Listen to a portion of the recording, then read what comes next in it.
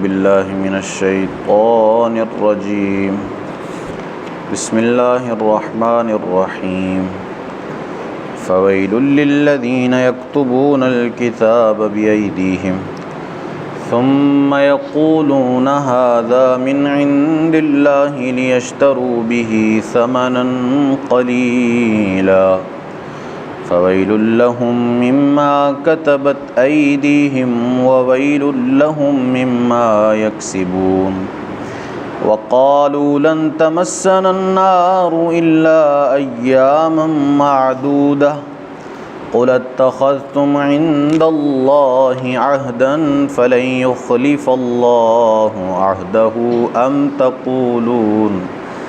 أم تقولون على الله ما لا تعلمون. صدق اللہ مولانا العظیم. الصلاة والسلام علیک یا سیدی یا رسول اللہ وعلى آلک واصحابک یا سیدی یا حبیب اللہ. الصلاة والسلام علیک یا سیدی یا نبی اللہ وعلى آلک واصحابک یا نور اللہ. فویل للذین یکتبون الکتاب بایدیہم، تو ہلاکت ہے ان کے لیے جو کتاب اپنے ہاتھ سے لکھیں. ثم یقولون ھذا من عند اللہ، پھر کہہ دیں کہ یہ خدا کی طرف سے ہے. لیشتروا بہ ثمنا قلیلا، کہ اس کے عوض تھوڑے دام حاصل کریں. فویل لہم مما کتبت ایدیہم، تو خرابی ہے ان کے لیے ان کے ہاتھوں کے لکھے سے. وویل لہم مما یکسبون، اور ہلاکت ہے ان کے لیے ان کے اعمال کے سبب سے. اس آیت کا شان نزول یہ ہے کہ جب نبی اکرم صلی اللہ تعالیٰ علیہ وسلم مدینہ پاک میں تشریف لائے مکہ سے ہجرت کر کے، تو یہود نے جو ہے وہ اس بات کا یقین کر لیا کہ اب چونکہ رسول اللہ تشریف لے آئے ہیں تو ان کے جو علماء تھے وہ یہ سمجھتے تھے کہ اب ان کی جو روزی روٹی ہے وہ بند ہو جائے گی، کیونکہ اب لوگ اگر جو کتاب میں نبی علیہ السلام کے اوصاف بیان کیے گئے ہیں توریت میں ان کو دیکھیں گے اور رسول اللہ کو ان کے مطابق پائیں گے تو فوراً ان پر ایمان لے آئیں گے اور ہمارا جو ہے وہ ساتھ چھوڑ دیں گے. ہماری طرف سے یہ بالکل غافل ہو جائیں گے اور نبی اکرم کی طرف چلے جائیں گے. تو اس پر انہوں نے یہ کیا کہ جو اوصاف پہلے سے موجود تھے توریت میں ان کو مٹا کر اپنی طرف سے لکھ دیے بیچ میں. یعنی توریت میں نبی اکرم صلی اللہ علیہ وسلم کے اوصاف بیان کیے گئے تھے کہ آپ خوبصورت ہوں گے، بال آپ کے خوبصورت ہوں گے، آپ کا قد جو ہے وہ درمیانہ ہوگا. لیکن انہوں نے اپنی طرف سے اس کو مٹایا جو توریت میں پہلے سے موجود تھا. پھر لکھ دیا کہ آپ کا قد بہت لمبا ہوگا، آپ کے بال جو ہیں وہ پراگندہ ہوں گے، آپ کی آنکھیں نیلی ہوں گی، حالانکہ اس میں سرمگی لکھی ہوئی تھی جو اصل کتاب تھی. لیکن انہوں نے یہ چیزیں مٹا کر تو لوگوں کو یہی بیان کرنا شروع کر دیا. تو اسی کی طرف اشارہ ہے کہ ہلاکت ہے ان لوگوں کے لیے جو خود سے لکھتے ہیں کتاب پھر کہہ دیتے ہیں کہ یہ اللہ کی طرف سے ہے. تو ان کے کاموں کی وجہ سے، ان کے ہاتھ سے لکھنے کی وجہ سے کل بروز قیامت ان کو سزا دی جائے گی. وقالوا لن تمسنا النار الا ایاما معدودہ، اور بولے ہمیں تو آگ نہ چھوئے گی مگر گنتی کے دن. قل اتخذتم عند اللہ عہدا، تم فرما دو کیا خدا سے تم نے کوئی وعدہ لے رکھا ہے.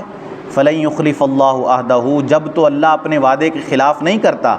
ام تقولون علی اللہ ما لا تعلمون، بلکہ تم اللہ پر وہ بات کہتے ہو جس کا تمہیں علم نہیں ہے. یہود یہ کہا کرتے تھے کہ ان کو اگر یہ جہنم میں جائیں گے تو بس گنتی کے دن ہی جہنم میں جائیں گے، اس سے زیادہ نہیں رہیں گے. اور ان کا بھی یہ کہنا تھا کہ وہ دن اتنے ہوں گے کہ جتنے دن ان کے آباء و اجداد نے بچھڑے کی پوجا کی تھی. جب موسیٰ علیہ السلام کوہ طور پر چلے گئے اور پیچھے سے انہوں نے بچھڑا بنا لیا اور اس کی پوجا کرنے لگے، تو یہ لوگ کہتے تھے کہ جتنے دن انہوں نے پوجا کی تھی صرف اتنے دن ہی ہم جہنم میں رہیں گے. اور وہ ان کے مطابق جو تھے وہ 40 دن تھے اور بعض یہودیوں کے نزدیک وہ 7 دن تھے. تو یہ کہتے ہیں کہ بس اتنے دن ہم جہنم میں رہیں گے، اس کے بعد جو ہے وہ ہمیں جہنم سے نکال کر جنت میں ڈال دیا جائے گا.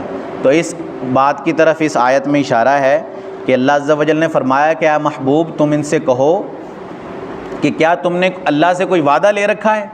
کیا اللہ سے تم نے کوئی وعدہ کر رکھا ہے کہ اللہ تمہیں صرف تھوڑے دن ہی جہنم میں رکھے گا، بعد میں جنت میں لے جائے گا؟ اگر تو وعدہ لے رکھا ہے تو اللہ اپنے وعدوں کے خلاف نہیں کرتا.